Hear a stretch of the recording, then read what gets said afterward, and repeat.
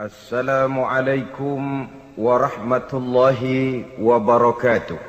Waalaikumsalam warahmatullahi wabarakatuh. Bismillahi walhamdulillah, wassalatu wassalamu ala sayyidina rasulillah, sayyidina wa maulana Muhammad ibn Abdullah wa ala alihi wa sahbihi wa mawalah. أما بعد سبحانك لا علم لنا إلا ما علمتنا إنك أنت العليم الحكيم لا حول ولا قوة إلا بالله العلي العظيم. Saudara-saudara kaum muslimin rahimakumullah, kalimat sibuk adalah kalimat yang paling sering digunakan orang dalam kehidupan ini.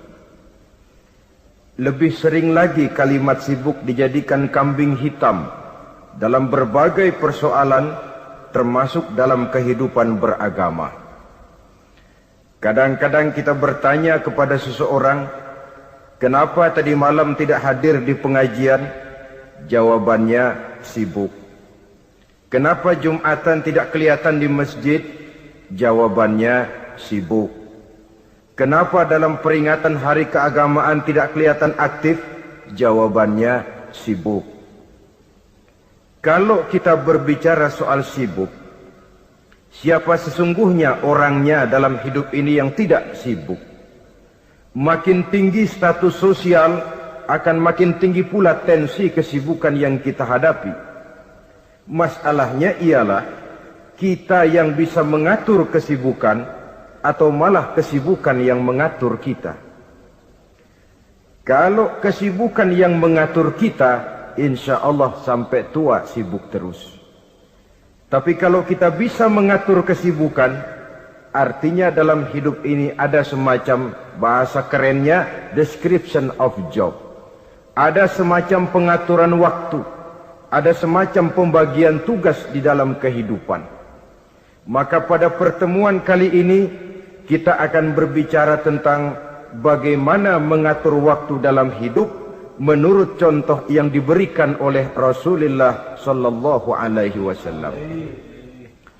Menurut riwayat dari Siti Aisyah radhiyallahu anha, adalah baginda Rasul membagi waktu dalam hidupnya itu menjadi 3 bagian. Sepertiga untuk Allah, sepertiga untuk tugas, sepertiga lagi untuk keluarga. Jadi ada waktu untuk Allah, ada waktu untuk tugas, ada waktu untuk keluarga. Bukankah dalam kehidupan ini kadang-kadang berlaku kepincangan dari tingkah seseorang? Ada orang yang seluruh waktunya cuma untuk Allah saja, tugas dilupakan, keluarga terlantar. Itu bukan orang yang terbaik. Ada orang yang waktunya habis cuma demi tugas saja. Dari pagi sampai pagi lagi, kalau tidak di belakang meja, ia rapat saja kerjanya. Allah dilupakan, sujud tidak sempat, keluarga terbengkalai. Itu juga bukan orang yang baik. Ada juga orang yang waktunya cuma untuk keluarga, kerjanya ngumpul saja. Seperti bahasa Inggris bilang, mangan ora mangan pokoknya ngumpul. Bermasyarakat tidak sempat, sujud tidak pernah, dengan kehidupan beragama jauh. Ini pun bukan orang yang terbaik. Orang yang baik ialah orang yang pandai mengatur waktu. Itu tadi cara baginda mengatur waktu dalam kehidupannya. Selanjutnya, bagaimana cara beliau mengisi waktu? Apa pengaruhnya dalam pribadi dan perjuangan beliau, dan apa hubungannya dengan kita? Mari kita lihat lebih jauh. Sepertiga dari waktunya adalah untuk Allah, artinya untuk beribadah kepada Allah. Bagaimana ibadahnya? Saudara-saudara, satu-satunya manusia yang dalam Al-Quran sudah mendapat jaminan ampun dari seluruh dosa yang pernah dikerjakan, cuma Rasulullah orangnya. Quran yang menjanjikan, liyaghfira lakallahu ma taqaddama min dzambika wa ma ta'akhkhar wahai Muhammad, dosamu yang dahulu, dosamu yang sekarang, dosamu yang akan datang kalau memang ada, seluruhnya sudah mendapat jaminan ampun dari Allah Subhanahu wa ta'ala. Orang yang nyata-nyata sudah mendapat jaminan ampun dari segala dosa ini, ibadahnya luar biasa. Luar biasa bagaimana? Sejarah menceritakan beliau kalau sholat malam sampai bengkak kakinya karena rajin sujud. Aisyah menceritakan, satu malam selesai sholat isya saya akan tidur. Saya lihat suami saya sedang sholat, maka saya pun tidur. Tengah malam saya terbangun dari tidur, saya lihat suami saya masih sholat juga. Saya tidur lagi. Menjelang sepertiga malam yang akhir saya bangun, saya lihat masih sholat juga. Saya hampiri beliau. Saya tanya setelah sholatnya usai, "Bang," kata Aisyah, "ada apa yang?" Kata baginda Rasul. Sebab beliau itu, jangan senyum kalau saya katakan yang di sini. Sebab beliau itu pandai sekali menyenangi hati istrinya. Panggilan kelihatannya sepele, tapi bisa menghidupkan keharmonisan dalam rumah tangga. Beliau apabila memanggil Siti Aisyah dengan kalimat Humaira, "Ya Humaira," wahai yang pipinya kemerah-merahan. Cantik sekali panggilannya untuk istrinya. Kita kadang-kadang terlalu jujur tapi nyakitin. Mentang-mentang bini hitam, kalau manggil bini hitam, sini lo. Jujur tapi nyakiti itu. Hadirin yang saya muliakan, baginda menjawab, "Ada apa ya? Abang ini kan dosanya sudah mendapat jaminan ampun dari Allah." "Iya, lalu gimana?" "Ya kalau ibadah jangan terlalu gitu-gitu benar, kenapa sih?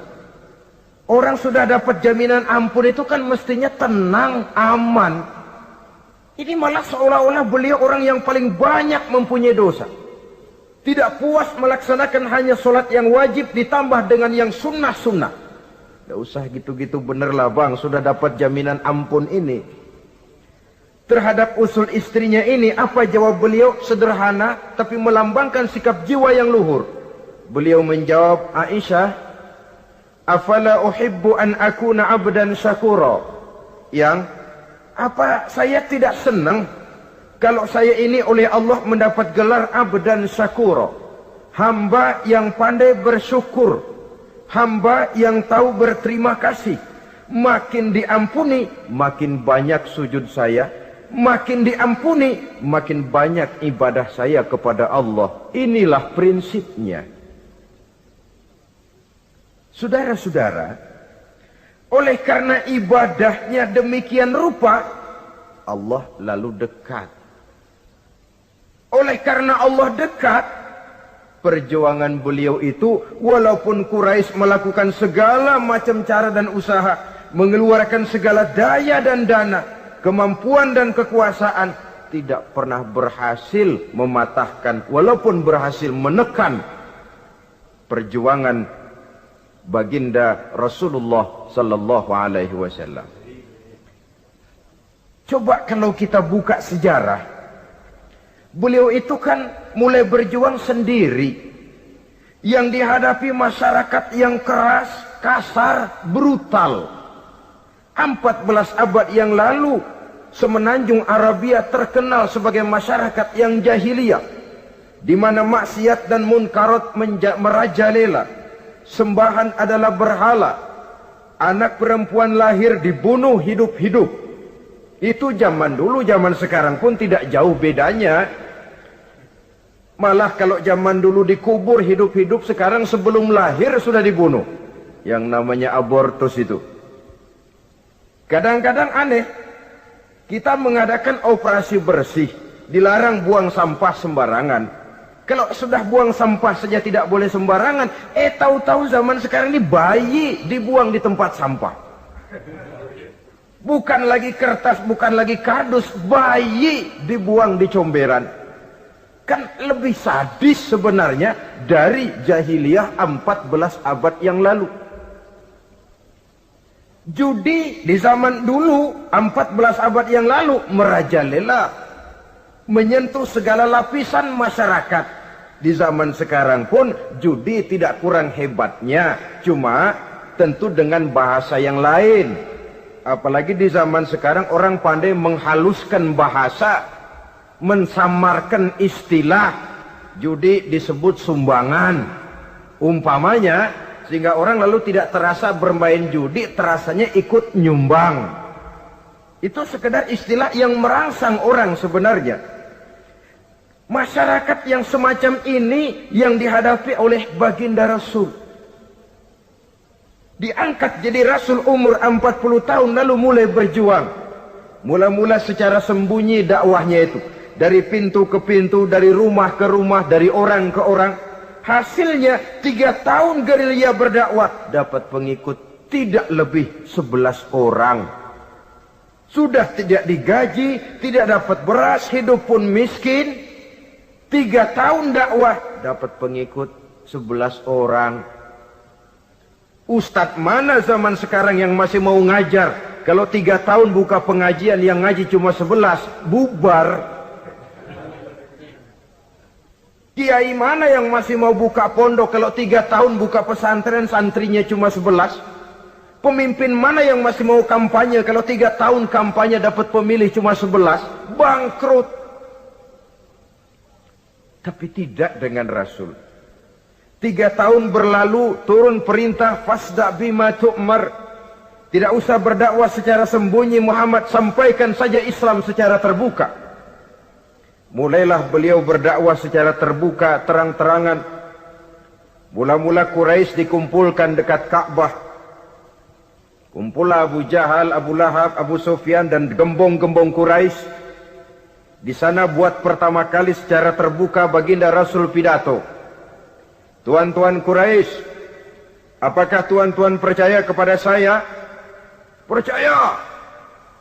Kenapa? Karena Anda Muhammad sejak kecil belum pernah bohong. Baik.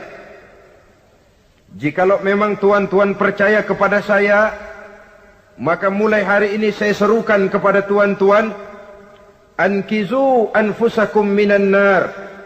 Jaga, pelihara, lindungi dan selamatkan diri tuan dari neraka. Tinggalkan segala macam berhala, jauhi Latta, Uzza, Manat dan Hubal. Sembah Allah Tuhan yang Esa, yang lam yalid walam yulad, yang tidak beranak dan tidak diperanakan. Ini dakwah pertama yang beliau sampaikan. Selesai beliau pidato, Abu Lahab interupsi, angkat tangan. Muhammad, ada apa paman? Alihaza jama'tana, cuma untuk dengar ocehan kayak begini kami dikumpulkan di sini. Tabban laka ya Muhammad. Kalau bahasa kasarnya, mau mampus kamu Muhammad. Nabi tidak jawab, Allah yang jawab. Tabbat yada abi lahabi wa tab, ma aghna anhu maluhu wa ma kasab. Bukan Muhammad yang celaka, Abu Lahab lah yang kelak akan menemui kecelakaan. Dakwah terus berlangsung.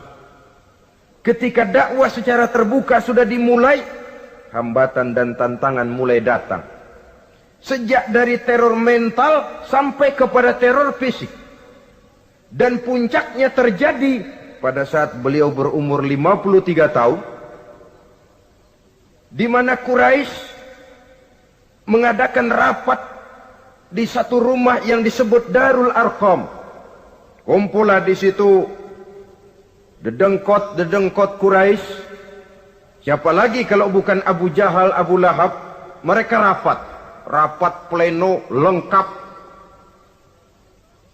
Setelah rapat dibuka, kata Abu Lahab kepada Abu Jahal, Jahal, bagaimana ini Muhammad?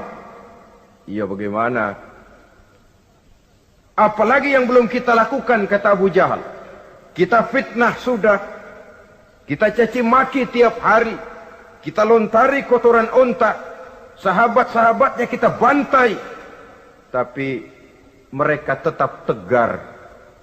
Iya, kata Abu Jahal. Dan sekarang ini sahabatnya sebagian berangsur-angsur sudah hijrah ke Madinah. Ini pertanda Islam akan berkembang di kota Madinah. Kalau nanti dia berhasil di Madinah lalu menyerbu ke Mekah, alamat habis kita gulung tikar. Makanya kata Abu Jahal, makanya apa? Makanya dari dulu juga saya bilang, kempesin aja itu. Jadi kalau bahasa okemnya kan begitu tuh. Bunuh saja Muhammad, bunuh. Iya, soal bunuh sih gampang kata Abu Lahab. Tapi Muhammad kan tidak keluar dari batu. Dia punya keluarga, sanak famili dan handai tolan. Kalau keluarganya menuntut balas bagaimana ini? Gampang. Kita kan banyak punya suku. Tiap-tiap suku kan punya juara, tukang-tukang pukul. Sewa saja, tiap suku ambil tukang pukulnya, kita kepung rumah Muhammad, bunuh sama-sama. Kalau keluarganya akan menuntut balas, dia akan berhadapan dengan seluruh suku yang ada di semenanjung Arabia ini. Bagaimana, setuju? Setuju. Nah, sudah. Kapan kita bunuh Muhammad? Kapan lagi? Tidak usah buang waktu. Besok malam. Ya, besok malam kita bunuh Muhammad. Tapi awas, semua yang ikut rapat di sini, ingat baik-baik, ini rahasia negara. Besok malam kita akan membunuh Muhammad. Siapa yang berani membocorkan rahasia negara ini, supersip. Dianggap menghambat program Quraisy. Itu nanti dijatuhi hukuman berat ya. Jaga rahasia baik-baik bahwa besok malam kita akan membunuh Muhammad. Sanggup? Sanggup. Rapat selesai. Hadirin boleh bubar ke rumah masing-masing. Pulang. Namanya manusia, bocor juga rahasia ini. Begitu pulang, cerita sama istrinya, Bu, anu loh Bu, apa Pak? Saya tadi ikut rapat. Rapat apa tuh Pak? Besok malam akan ada pembunuhan. Pembunuhan? Pembunuhan. Siapa toh yang mau dibunuh? Muhammad. Tapi jangan bilang-bilang ya, ini rahasia negara. Ini rahasia negara Bu, jangan bilang-bilang. Iya Pak, iya. Nah, besok pagi istrinya ngobrol sama tetangganya. Mbak Ayu, tahu nggak? Apa toh? Nanti malam akan ada pembunuhan. Siapa yang mau dibunuh? Muhammad. Loh, sampean taunya dari mana? Suami saya ikut rapat, tapi jangan bilang-bilang ya Bu ya. Ini rahasia negara.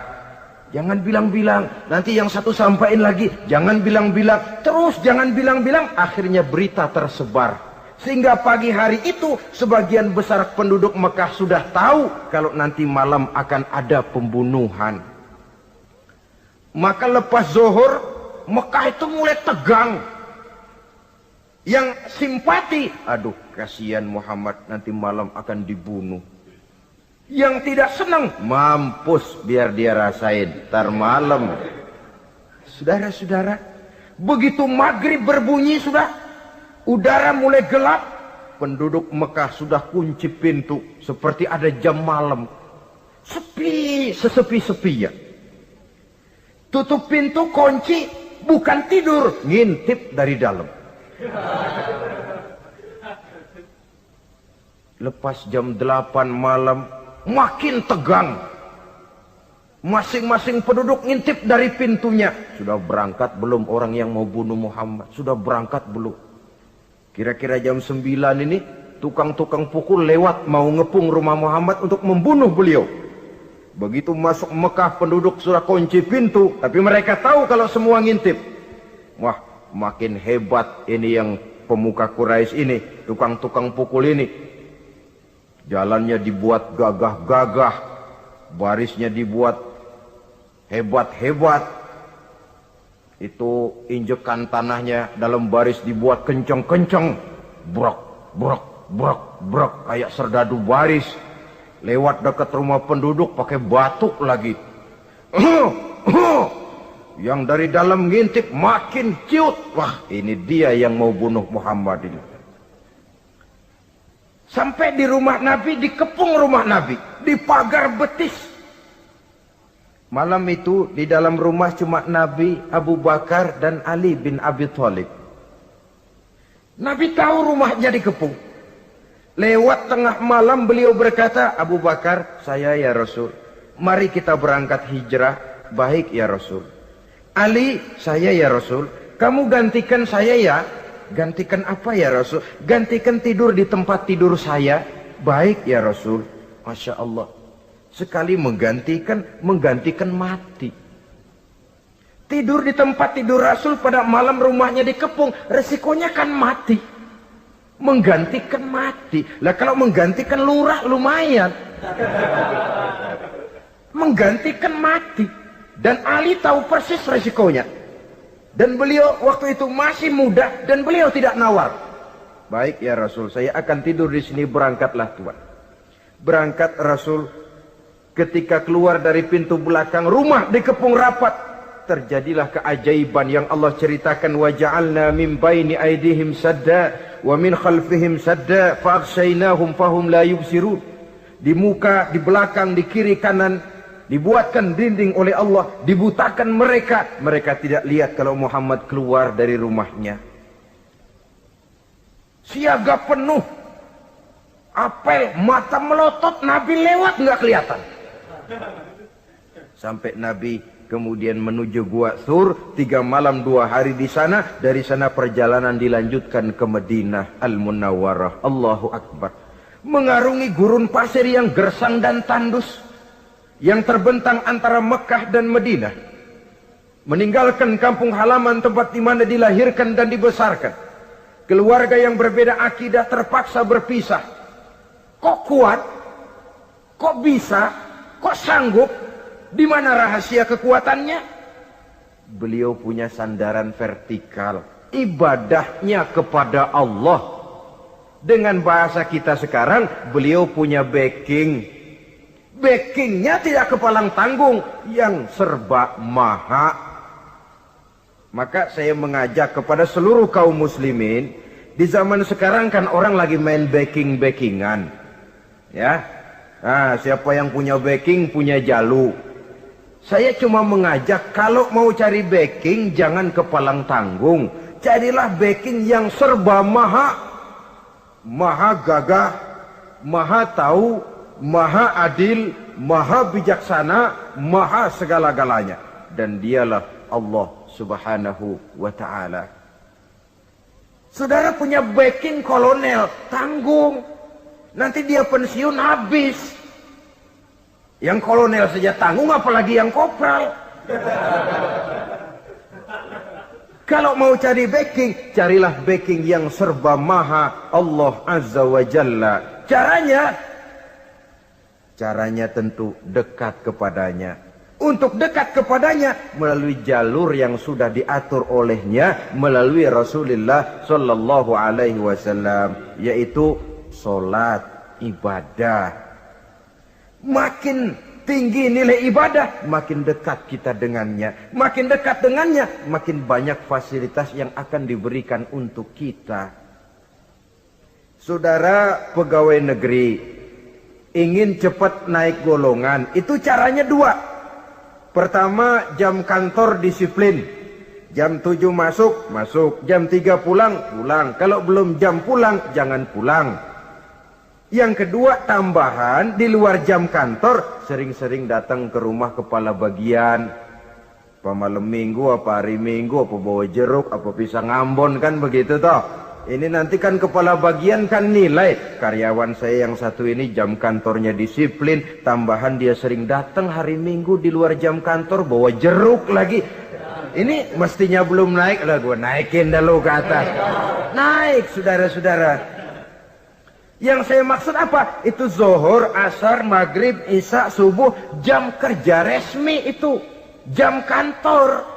Lah, ada kunjungan di luar jam kantor. Yang namanya tahajud, yang namanya hajat, yang namanya duha. Nanti kan Allah lihat, ini hambaku yang satu ini jam kantornya betul. Zuhur, asar, maghrib, isya, subuhnya tepat. Tambahan di luar jam kantor, dia sering menghadap kepadaku. Nah, hambaku ini aku angkat kau maqamam mahmuda, ke satu tempat yang terpuji. Kalau Allah yang ngangkat, satu negara orang mau rendahkan kita, kita akan tetap tinggi.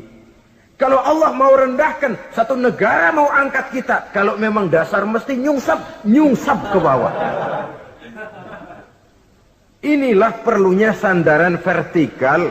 Inilah perlunya kita mempunyai backing hanya kepada Allah. Pada waktunya orang akan sampai ke titik jenuh. Dalam kesunyian orang sering mempertanyakan eksistensi diri.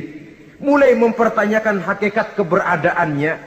Di tengah kesibukan bisnisnya, di tengah kesibukan kerja dari rapat ke rapat, dari kantor ke kantor, dari tender ke tender, orang akan sampai kepada titik jenuh. Dikala itu dia memerlukan ketenangan, dikala itu dia memerlukan kedamaian, dikala itu dia mencari eksistensi diri. Sebenarnya hidup ini mau apa sih? Cuma sekedar menjalani hal-hal yang rutin saja, pergi pagi pulang sore, peras keringat banting tulang, atau ada tujuan yang lebih luhur daripada sekedar ini? Dikala itulah dia mulai mencari jalur untuk mendekatkan diri kepada Sang Pencipta. Dan tidak bisa ingin dekat dengan Allah, saudara, pakai aturan sendiri. Ingin dekat dengan gubernur harus ikut aturan yang ditetapkan oleh protokolnya gubernur. Ingin dekat dengan presiden, ya ikut jalur yang sudah disusun oleh protokolnya presiden. Ingin dekat dengan Allah, ya ikut jalur yang sudah diatur oleh Allah melalui Rasulnya. Apa itu? Ya diantaranya sholat, puasa, dan ketentuan-ketentuan ibadah yang lain. Tidak bisa dengan prinsip, yang penting kan hati baik, berjiwa bersih, akhlak luhur. Tidak usah sholat kalau hati baik sudah dekat dengan Allah. Oh, alangkah enaknya kalau begitu. Kalau dengan itu bisa dekat dengan Allah, rasanya Nabi Muhammad yang paling dulu berhenti sembahyang. Kenapa? Beliau orang yang hatinya paling baik. Beliau orang yang budinya paling luhur. Kalau budi luhur dan hati baik sudah menjamin untuk dekat dengan Allah, Nabi dulu berhenti sholat. Nyatanya tidak. Beliau orang yang berbudi luhur, berakhlak baik, entoh ibadahnya demikian rupa. Dan beliau adalah standar untuk kita jadikan contoh dalam mengamalkan ajaran-ajaran agama di kehidupan kita ini. Saudara, itu tadi sepertiga waktu beliau untuk ibadah, untuk Allah. Sepertiga yang kedua dari waktu beliau adalah untuk tugas. Dalam hal ini, sebagai seorang Rasul, menyampaikan risalah Islam berhadapan dengan umat. Yang jadi soal ialah, apa modal utama beliau di dalam melaksanakan tugas? Dan ini nanti sebagai cerminan buat kita. Modal utamanya pertama adalah keteladanan, dan yang kedua adalah akhlak. Sekarang ini kita hampir nyaris mengalami berbagai macam krisis. Yang paling santer kita dengar adalah krisis wibawa. Ada pak guru dicegat muridnya di jalanan, dipukulin karena nggak naik kelas katanya. Nampaknya guru nggak lagi berwibawa. Di satu pihak mungkin karena si guru tidak bisa digugu dan ditiru. Di lain pihak juga murid tidak lagi mengenal arti rasa hormat kepada pak guru. Nah, kenapa krisis wibawa timbul? Karena tidak ada keteladanan. Adapun Rasul, wibawa beliau timbul di tengah umat karena keteladanan ini. Apapun yang beliau ajarkan kepada umat, beliau adalah pelaksana pertama. Dengan kata lain, satunya kata dan perbuatan. Ini yang sangat diperlukan di zaman kita sekarang. Bukan cuma sekedar simposium, muktamar, kongres, rapat besar dengan keputusan bertumpuk-tumpuk kertas di atas meja, tetapi tidak pernah terrealisir dalam kehidupan. Yang kita perlukan adalah satunya kata dan perbuatan, bahwa kalau itu yang diucapkan, itu yang diterapkan. Kalau itu yang diteorikan, itu yang dikerjakan. Keteladanan. Yang kedua, rahasia sukses beliau dalam melaksanakan tugas berhadapan dengan umat, akhlak. Beliau tidak menyampaikan Islam ini dengan kekerasan, tidak juga dengan bujuk rayu harta, Tidak pula dengan menakut-nakuti orang. Belum pernah kita baca dalam sejarah beliau teriak-teriak, awas yang tidak masuk Islam dipecat jadi orang Arab. Tidak. Atau dengan bujuk rayu, ayo siapa masuk Islam super mie 2 bungkus. Tidak. Sebab kebenaran tidak bisa dipupuk dengan materi. Kebenaran adalah soal keyakinan, dan keyakinan adalah soal batin. Orang yang beragama karena tertarik kepada supermi, orang yang beragama karena tertarik kepada pakaian, kepada obat-obatan, nilai imannya dipupuk dengan materi. Dan usaha seperti itu sama saja dengan menegakkan benang basah. Dia percaya kepada sesuatu yang dia tidak mengerti. Dia yakin kepada sesuatu yang dia tidak tahu apa bentuk yang dia yakini itu.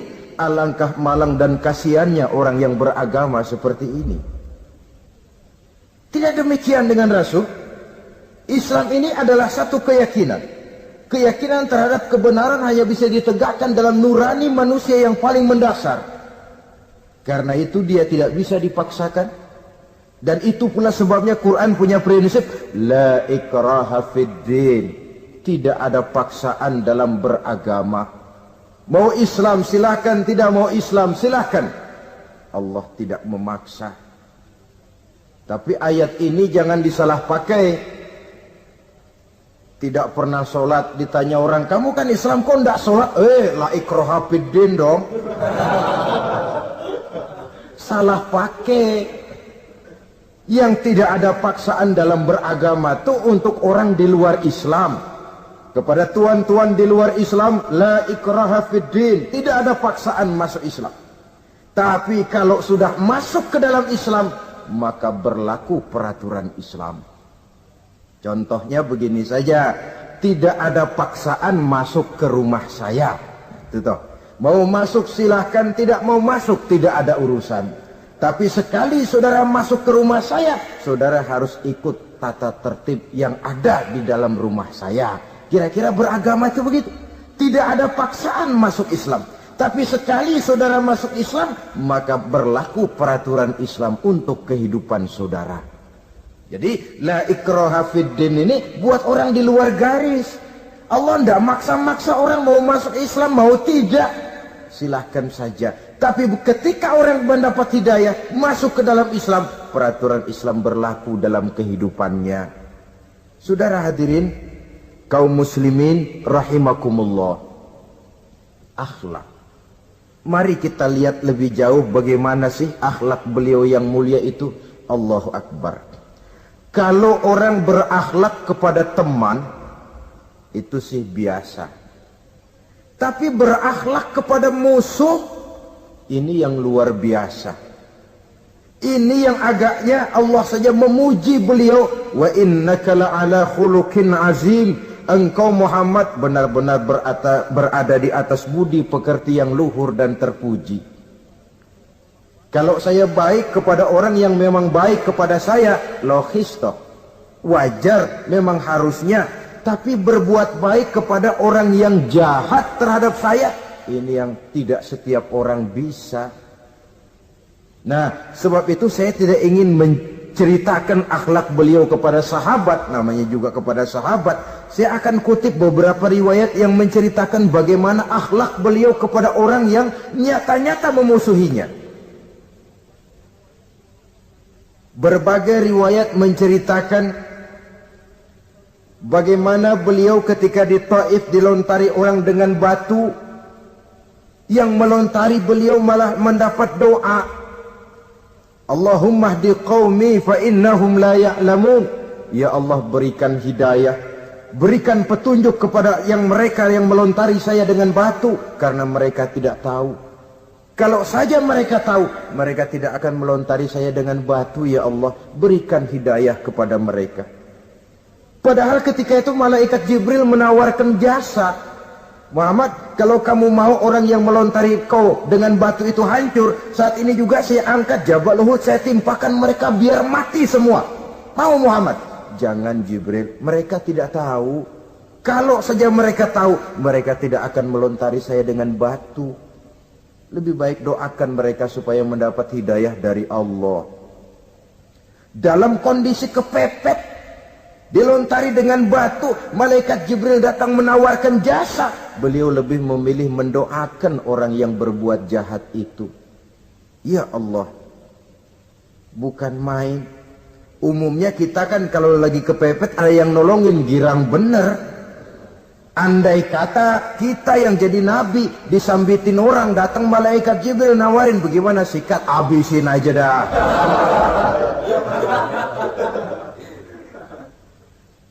Ini akhlak kepada musuh.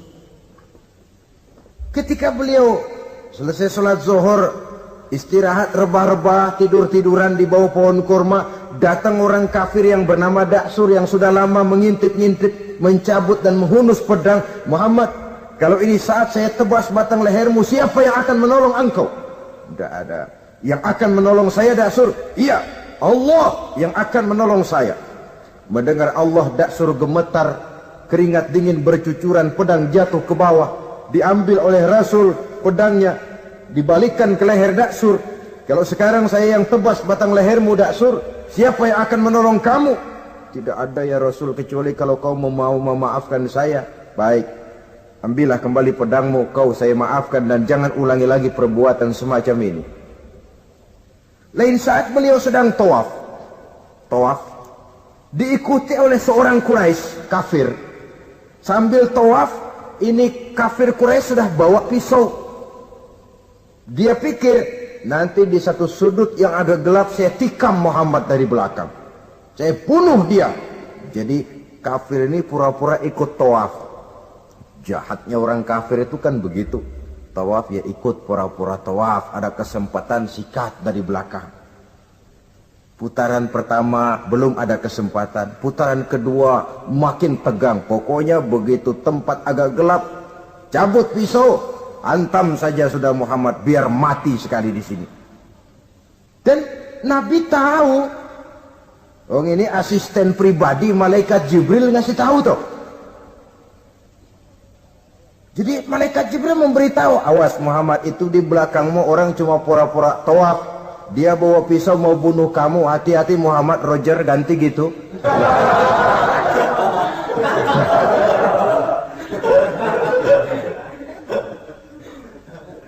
Tahu persis beliau. Sampai di satu sudut yang gelap, si kafir ini mencabut pisau.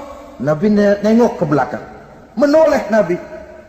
Begitu menoleh, Quraisy ini kan ketangkep basah. Bahasa Arabnya yumsak mablul katanya. Ketangkep basah, grogi, salah tingkah, garuk nggak gatel, kasihan ngelihatnya sudah. Ya namanya orang ketangkep basah itu. Mau alasan apa? Nggak beralasan ya, harus merasa harus membela diri, gemetar nggak karu-karuan. Kata Nabi, Nabi senyum. Mau apa, Mas? Rasul. Ini apa? Ano. Sudah, saya kan tahu kamu mau bunuh saya toh. Sudah, saya sudah tahu kok. Kamu jangan pura-pura. Kamu kan mau bunuh saya kan? Terus terang saja. Iya Rasul, iya. Sekarang gimana? Enggak berani Rasul. Minta maaf saja. Ya kalau sudah kamu minta maaf begitu, sudah kamu pulang sana. Jangan diulangi lagi ya. Begitu mudah beliau memaafkan orang yang nyata-nyata mau menghabisi nyawanya. Sepanjang itu belum terwujud, sepanjang itu belum terbentuk dalam artian real, sangat mudah beliau memaafkan orang. Saudara hadirin kaum muslimin rahimakumullah, pemaaf, lapang dada, toleransi, menghargai pendapat para sahabatnya. Ini sederetan dari akhlak yang terpuji. Sehingga karena keluhuran akhlak inilah yang menyebabkan orang tertarik masuk ke dalam Islam. Beliau berprinsip apa? Basyiru wala tunaffiru, yasiru wala tu'assiru. Gembirakan orang, jangan ditakut-takuti. Mudahkan persoalan orang, jangan dibikin sulit. Ini kan satu prinsip yang sangat baik dalam melaksanakan dakwah, dalam menyampaikan misi. Apapun tugas kita di masyarakat, sebagai pegawai pemerintahan, pejabat negara, pedagang, pengusaha, seniman, ustadz, mubaligh, kiai, ulama. Dalam berbagai profesi, modal utama untuk sukses adalah akhlak. Sebab hati kita yang tahu cuma Allah. Orang lihat penampilan kita, orang lihat muka kita. Sebab itu Nabi katakan, innakum la tas'una an-nasa bi amwalikum walakin yas'uhum minhum bastul wajhi wa husnul khuluqi. Kamu tidak akan bisa menarik simpati orang banyak dengan hartamu, tapi bisa kau tarik simpati orang banyak dengan akhlak yang baik dan muka yang senyum, muka yang enak dilihat. Orang kadang sering bilang, dia mah biar mukanya begitu hatinya baik. Iya, soal hati kita nggak tahu. Yang kita lihat pertama muka. Bagaimana gue mau ikut dia mukanya kayak batu kuburan? Kesan serem pertama itu kan sudah ada. Walaupun kadang-kadang hati memang baik, tapi hati itu kan urusan Allah. Yang kita lihat pertama muka. Ini barangkali nanti termasuk teori dalam psychology of salesman ya, bahwa sesuatu yang baik kalau dihidangkan dengan cara yang tidak baik, orang tidak akan tertarik. Lihat saja, orang sekarang ini kan entah makin lajunya dunia bisnis kita, masuk ke rumah-rumah kita cuma menawarkan air jahe, menawarkan sasa, menawarkan kecap bango, menawarkan barang-barang yang kelihatannya remeh. Ini kan termasuk psychology of salesman. Yang datang ya biasanya perempuan, wajahnya ya lumayan, paling kurang sedikit di atas 6 lah begitu. Nah. Lalu tutur katanya sopan, masuk ke rumah tidak sungkan, ada rasa familiar, rasa kekeluargaan, lalu datang. Taktik untuk menawarkan barang yang jadi merek dagangannya. Nah, Islam ini agama yang baik. Kalau disampaikan dengan cara yang tidak baik, sadis, memponis, orang akan lari dan jauh. Menyinggung, bukan menyentuh. Siapapun kalau tersinggung lari, tapi kalau tersentuh, dia akan mendekat. Apaan lo Islam sembayang begitu? Mikir nih anakku, sembayang diomelin, mendingan kagak sembayang sekalian ketahuan. Saudara hadirin yang saya muliakan, ini yang diberikan contoh oleh baginda Nabi. Apapun tugas kita, pedagang, utamakan akhlak. Petani, utamakan akhlak. Seniman, utamakan akhlak. Mubaligh, utamakan akhlak. Pejabat negara, utamakan akhlak. Pelayan dan pengabdi masyarakat, utamakan akhlak. Saudara hadirin yang saya hormati, kaum muslimin yang berbahagia. Jadi untuk sukses di masyarakat, untuk sukses di tempat tugas, modal utama adalah akhlak. Dan ini yang dicantikan contoh dari Nabi kita Muhammad sallallahu alaihi wasallam. Sepertiga waktunya untuk tugas. Dalam menjalankan dan melaksanakan tugas sebagai seorang rasul, menyampaikan risalah Islam, berhadapan dengan umat, modal utamanya adalah akhlak. Demikian juga kita di masyarakat. Dan akhlak itu memang harus dibiasakan sejak kita kecil. Sehingga dengan demikian nilai-nilai yang baik akan terus terbawa sampai di hari tua kita. Saudara-saudara, rasanya kehancuran satu bangsa dimanapun di dunia ini selalu dimulai dengan kehancuran akhlak daripada bangsa itu sendiri. Dan kehancuran akhlak itu bisa saja terjadi di tengah kemakmuran ekonomi, di tengah maju dan canggihnya teknologi. Kapan? Apabila pegangan orang kepada agama sudah lemah dan rapuh. Kita tengok di negara-negara di sebelah barat kita, kemajuan teknologi yang tidak diimbangi dengan kuatnya pegangan orang kepada agama telah melahirkan budaya-budaya yang merendahkan martabat manusia. Lahirlah kebudayaan hippies, lahirlah kebudayaan nudis, hidup serba bosan dengan ini dan itu karena segalanya sudah dimiliki. Rumah mentereng, jumlah kendaraan sejumlah keluarga, kapal pesiar di laut mewah, pesawat udara punya. Setelah ini punya ini, ada semua ada, titik jenuh sampai. Mau apa semua ini? Akhirnya ingin hidup apa adanya, tidur di gua-gua, tidur di kaki-kaki gunung, tidur di hutan belantara, pakaian kumel. Itu hipis-hipis yang datang kemari, yang pakaiannya kumuh, tambelan, lepis belel.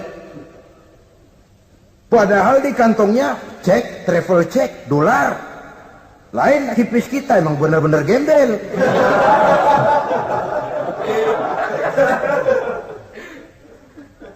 Merasa jenuh, merasa bosan.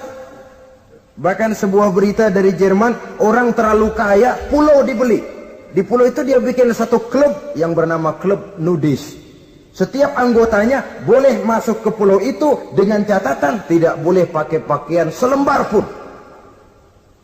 Alias bugil. Telanjang bulat. Oh, sudah telanjang bulat itu. Dan di sana berlakulah apa yang disebut serba boleh. Jadi kalau di sana ke sana saudara bawa istri, masuk anggota, ya silahkan saja. Istilah tukar pakai, simpan pinjam, bisa-bisa saja. Asal suka sama suka. Asal perbuatan yang dianggap tidak merugikan orang lain, suka sama suka, sudah tidak bisa dituntut oleh norma yang berlaku. Ya. Itulah sebabnya kita sering prihatin bahwa kemajuan sering membawa pergeseran nilai. Apabila kita tidak bisa menghindarkan diri dari proses pergeseran nilai, setidaknya kan kita bisa menjaga diri jangan sampai hanyut oleh nilai-nilai yang negatif. Akhlak, baik sebagai muslim, baik sebagai bangsa Indonesia yang berkepribadian luhur, itu merupakan cerminan kita. Saya prihatin, belum lama diselenggarakan kontes bibir terindah. Kontes bibir terindah itu kira-kira apa manfaatnya? Apa yang jadi ukuran? Dan bukankah bibir karunia Tuhan? Ya kalau yang bibirnya mungil bisa ikut kontes lah. Kalau yang jebleh gitu.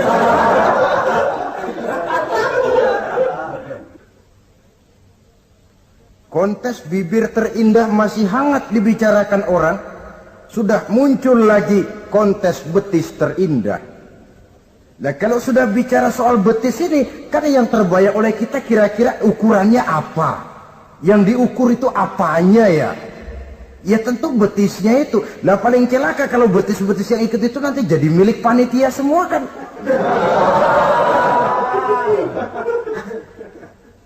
Yang tidak usah kita mengukur dengan kacamata agama, dengan budaya kita sebagai bangsa Indonesia yang berfalsafahkan Pancasila, rasanya mendengarnya saja kok sudah tidak srag gitu loh. Tidak pas untuk ukuran kita sebagai bangsa yang berfalsafahkan Pancasila. Saudara-saudara kaum muslimin rahimakumullah. Ini yang saya maksud tadi, proses pergeseran nilai. Andai kata kita tidak bisa menghindarkan diri dari hal yang semacam itu, setidaknya kita bisa menjaga diri jangan sampai hanyut ditelan proses pergeseran nilai.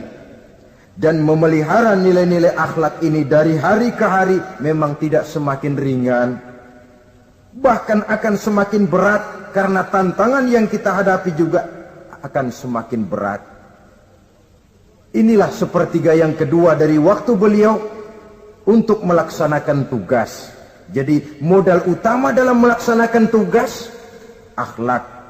Di antara nilai akhlak itu prinsip Nabi tadi, gembirakan orang, jangan ditakut-takuti, mudahkan urusan orang, jangan dibikin sulit. Sehingga kalau yang memang mudah lalu dipersulit, itu sudah mencerminkan akhlak yang tidak diajarkan oleh Rasulullah sallallahu alaihi wasallam. Kemudian yang terakhir, sepertiga yang ketiga dari waktu beliau adalah untuk keluarga. Jadi tadi ada waktu untuk Allah, ibadah. Ada waktu untuk tugas. Dan yang ketiga ada waktu untuk keluarga. Bagaimana Rasul di tengah keluarganya? Anas bin Malik bercerita, saya 11 tahun membantu di rumah tangga Rasul. 11 tahun itu kan artinya 11 kali 360 hari kali 24 jam. Bukan waktu yang sebentar itu. Selama 11 tahun saya membantu di rumah tangga Rasul, kata Anas, belum pernah saya dengar kata-kata kasar, keras, membentak. 11 tahun saya membantu di rumah tangga beliau, belum pernah saya lihat ada piring terbang, ada bakyak melayang. Artinya apa? Cerminan dari ketentraman, keayeman, kedamaian rumah tangga beliau. Padahal rumah tangganya kecil. Istrinya lebih dari satu. Tapi aman, tentram, rukun. Kita kadang-kadang istri satu seminggu 7 hari, perang 6 hari. Cuma 1 hari gencatan senjata. Saudara hadirin, saudara kaum muslimin, rahimakumullah. Kalau beliau tidak menyenangi satu masakan, misalnya masakan istrinya, tidak mencah-mencah, cuma kelihatan dari makannya barangkali tidak begitu banyak, tapi tidak pernah mencela apapun yang dimasak istrinya. Senang ya dimakan, tidak senang ya dimakan karena menghargai lelah jerih payahnya istri. Ini kelihatannya sepele, tapi dari sini keharmonisan rumah tangga itu bisa saja timbul. Bukankah seseorang hanya bisa sukses di tempat tugas? Jadi apapun dia, kalau berangkat dari ketentraman dan ketenangan di rumah tangga. Dan tidak ada orang bisa meraih sukses kalau dia berangkat dari rumah tangga yang berantakan. Itulah sebabnya ini sangat diperhatikan oleh baginda Rasul. Dari rumah yang kecil, dari tempat tidur yang sederhana, yang sebelah itu kain kasar, sebelah dipakai untuk tidur, sebelah dipakai untuk selimut. Jadi kasur merangkap selimut. Allahu Akbar. Tapi dari rumah tangga yang semacam itu keluar ucapan baiti jannati, rumah tanggaku laksana surga bagiku. Di mana sih rahasianya? Karena rumah tangga beliau didirikan di atas ajaran agama. Agama membuat suami istri tahu hak dan tahu kewajiban. Kalau kewajiban dilaksanakan, hak diberikan, akan timbul saling pengertian. Apabila ada pengertian, akan timbul ketenangan, dan ketenangan adalah tangga utama untuk mencapai rumah tangga bahagia. Apalah artinya? Seperti banyak istilah orang, rumah bertingkat, uang banyak berlipat-lipat, kendaraan serba mengkilat, istri pun cantik memikat, kadang-kadang jumlahnya 4, tapi tiap hari kiamat. Tidak pernah ada ketenangan dan kedamaian di rumah itu. Saudara hadirin, lebih celaka lagi sudah rumah gubuk berantem melulu. Sudah kiamat itu, sudah kiamat. Jadi dengan adanya pelaksanaan kewajiban, pemberian hak, timbul pengertian. Pengertian membawa ketenangan. Suami keluar rumah, istri tenang di rumah. Suami meninggalkan istri pun hatinya tenang dan tentram, tidak was-was, tidak berpikiran nanti kalau saya lembur ini istri ngompreng, tidak. Si istri pun lega melepas suami karena ada keterbukaan. Ini kan menurut angket terakhir loh ya, yang diadakan oleh beberapa majalah di ibu kota ini. Di ibu kota katanya, dari sejumlah laki-laki yang disebarkan angket, ternyata jika ada 3 laki-laki, 2 nyeleweng. Jadi angka penyelewengan itu 2/3 dari jumlah laki-laki itu menyeleweng katanya. Ya mudah-mudahan yang kumpul di sini termasuk 1/3 yang nggak nyeleweng itulah. Dan tidak semua bentuk penyelewengan itu karena alasan ekonomi. Bukan pula karena alasan ketidaksetiaan istri. Tapi merupakan cerminan dari sikap hidup di mana orang jauh dari nilai-nilai agama, sehingga penyelewengan itu dianggap sesuatu yang manusiawi, biasa-biasa saja, bahkan kadang-kadang ikut membentuk status sosial, melahirkan kebanggaan. Innalillahi. Orang kalau sudah bangga nyeleweng bangga, itu kiamat sudah. Sama saja, bikin dosa, ketawa. Waduh. Itu malaikat gemes benar. Udah bikin dosa cengengesan, cengar, cengir. Tidak ada rasa nyesel, tidak ada rasa takut, tidak ada rasa bersalah. Biasa gitu. Saudara hadirin yang saya muliakan, ini kan cerminan dari rapuhnya pegangan orang kepada agama. Jadi untuk membina rumah tangga yang bahagia ini, sepertiga dari waktu untuk di tengah keluarga, menghidupkan nilai-nilai agama di rumah tangga kita. Oleh karenanya, pada bagian akhir dari pertemuan yang singkat ini, saudara-saudara, saya mengajak, marilah pandai-pandai membagi dan mengatur waktu. Ada waktu untuk Allah, ada waktu untuk tugas, ada waktu untuk keluarga. Syukur kalau ada keseimbangan. Tapi kalau tidak, istilah usul fikih itu tatimul aham minal muhim, mendahulukan yang terpenting dari yang penting. Kalau ada 3 persoalan semuanya penting, tentu di antara 3 ini kan ada yang lebih penting. Yang itulah yang dikerjakan lebih dulu. Dan ini tidak berarti bahwa penjatahan waktunya harus sama. Untuk ibadah dalam sehari semalam sekian jam, untuk tugas sekian jam, untuk keluarga sekian jam. Tidak bisa kita targetkan begitu. Dan yang dimaksud di sini pun adanya pengaturan. Pengaturan tidak berarti bahwa harus sama waktunya, tidak. Kita melihat kepentingannya.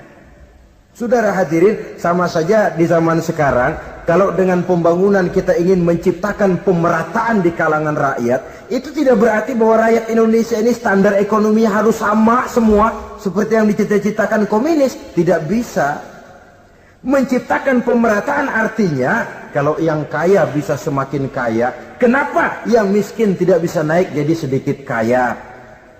Dan artinya menciptakan kesempatan kepada setiap penduduk Indonesia untuk merubah tahap dan taraf kehidupannya. Demikian juga adanya pengaturan waktu. Bukan berarti untuk Allah sekian jam, keluarga sekian jam, tugas sekian jam. Sebab jam-jam ini sulit kita jatahkan. Kadang-kadang tugas, kadang-kadang keluarga, kadang-kadang ibadah kita sedang gandrung. Yang penting ada keseimbangan dalam cara kita mengatur waktu itu. Nah, saudara-saudara, demikianlah pertemuan dan pembicaraan kita kali ini. Terima kasih atas segala perhatian. Mohon maaf atas segala kekurangan. Usikum wa nafsi bitaqwallah. Wassalamualaikum warahmatullahi wabarakatuh.